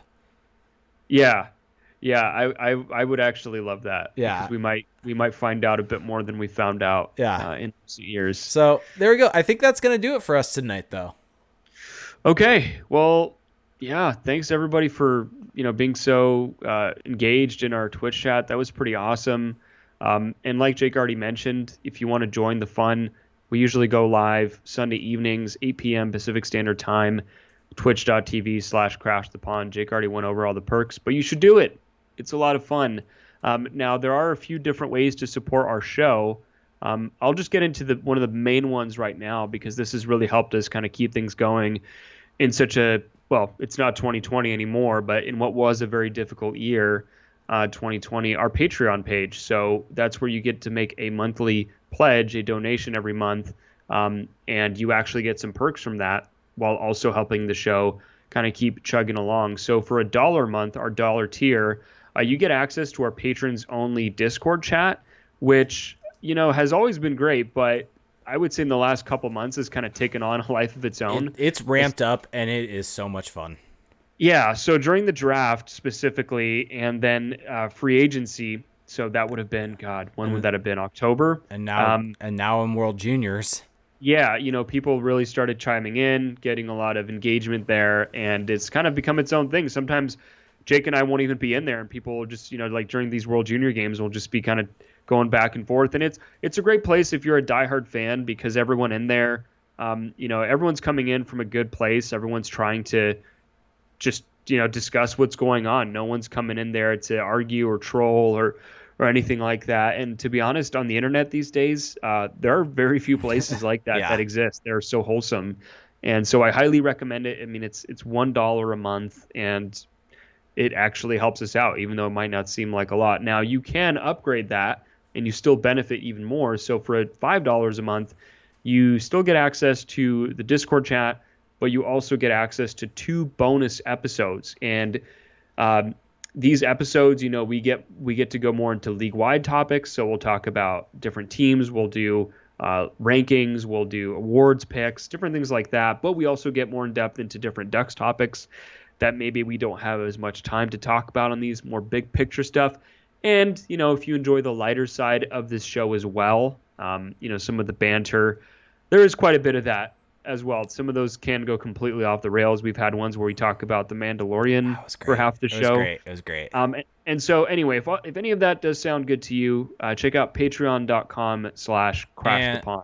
And want to give a shout out to our recent patrons. So we had Sherry Vander Dusen on January 4th jump in, and we had Will Harrison jump in, do the year subscription, which is something I should mention. If you want to subscribe to any of the tiers, you can do a year subscription, save 10%. So instead of paying month by month at the same rate, you get actually 10% off to go It comes to out to a little prepay a cheaper. year. And I also do want to mention, all patrons, when you're listening to this, keep a lookout. We're going to test out something on Patreon. They have a live streaming service of their own for only patrons of the show. We're going to do a watch along of the opening night game. And so if you want to hear me and Felix talk over the broadcasters and give our opinion and just essentially watch the game along with us throughout the 3 hours, we are going to basically do that throughout the entire thing. Crookbrooks, can we sing a song about Tony Hawk? Maybe if you join us on the Patreon, maybe through the watch along, I'll sing a song about Tony Hawk. But it's a good time, and it might be something. If all things go well, there may be another tier that will have a couple of watch alongs a month, and so keep an eye out for that. The first one obviously is going to be for all patrons to join in. We're going to test this thing out and see how it goes. Yeah, I'm really excited for that because, there are people that maybe want a different look for the broadcast, and we're not really trying to replace the broadcast. We don't know necessarily how we're going to kind of do it yet, but you'll have our in-game commentary, as opposed to seeing it through Twitter or getting on the pod later. It'll be just live as it's coming in. And so you can, instead of having to only listen to the commentators, you get to get our takes as well. You can hear if Cody Curran's playing, every single time he's on the ice and takes a slap shot, I'll just mention booming shot from the point. Every time he does something well, you can just bash me in there. That would be great. But yeah, so that's at patreon.com/crashthepond. So a lot of exciting stuff that's happening there. Now, of course, if money is tight, that's completely understandable. There are still definitely a bunch of different ways to support our show. One of them that I think is one of the best, if you go to Apple Podcasts, you search Crash the Pond, we should come up pretty quickly. You go click on that, and you can leave a 5-star rating. You can only do that, and that would already help. But you can do that and also leave a review. And if you leave the review, first off, we love hearing from you guys. It goes a long way in helping us climb up those charts. And we will also read that review on the pod. So this week, no new reviews, but we will read them if there are any that come down the pipe here. So do want to point that out. Now, of course, if you're not on Apple Podcasts, that's no problem. We've got you covered elsewhere. So I've actually started listening to podcasts more on Spotify. So I'm going to feature Spotify a little bit here, but you can search for us there and add us to your podcast feed. And I highly recommend it because I'm enjoying listening to podcasts on Spotify. We're also on YouTube. So if you're someone that likes to get your podcasts in video form, and you can also see some of the graphics that we put up during the Twitch chat, well, then just go over to youtube.com/crashthepond. Make sure to subscribe to us there and make sure to turn on the notifications so that you get notified as soon as our episodes go up. Now, another thing that I would mention is that, the comments there are pretty active. So if you leave a comment, Jake will jump in there and engage. And, there's some good back and forths in there. And we do appreciate everybody that's leaving comments. Outside of that, couple other things that I do want to mention. So we are going to be posting a lot of articles over the next few weeks at crashthepond.com, and that's our actual website. So make sure to check that out. We tweet out the articles at Crash the Pond on Twitter. You can also follow Crash the Pond on Facebook. Jake will be blasting out his own content at Reindeer Games 91 on Twitter, and I am on Twitter at Felix_Sicard. Jake, anything else you want to throw in here before we Couple get things. So first off, weekly rankings. They're going to be coming back this season, folks.